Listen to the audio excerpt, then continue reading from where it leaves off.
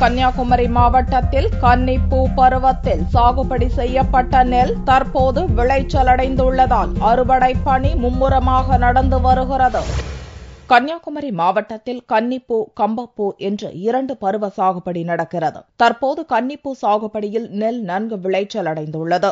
ஆனால் அறுவடை செய்வதற்கு கூலியாட்கள் கிடைக்காத நிலையில் விவசாயிகள் சேலம், நாமக்கல் மாவட்டங்களிலிருந்து அறுவடை இயந்திரங்களை வரவழைத்து நெல் அறுவடை செய்து வருகின்றனர். 10,000 ஹெக்டேர் நிலப்பரப்பில் கன்னிப்பூ சாகுபடி செய்யப்பட்ட நிலையில் தற்போது கன்னியாகுமரி மாவட்டத்தில் நெல் அறுவடை மும்முரமாக நடந்து வருகிறது. ஒரு ஏக்கருக்கு 2,000 ரூபாய் வாடகை கொடுத்து இயந்திரம் மூலம் விவசாயிகள் அறுவடை செய்து வருகின்றனர். இதனால் விவசாயிகளுக்கு பெரும் நஷ்டம் ஏற்படுகிறது.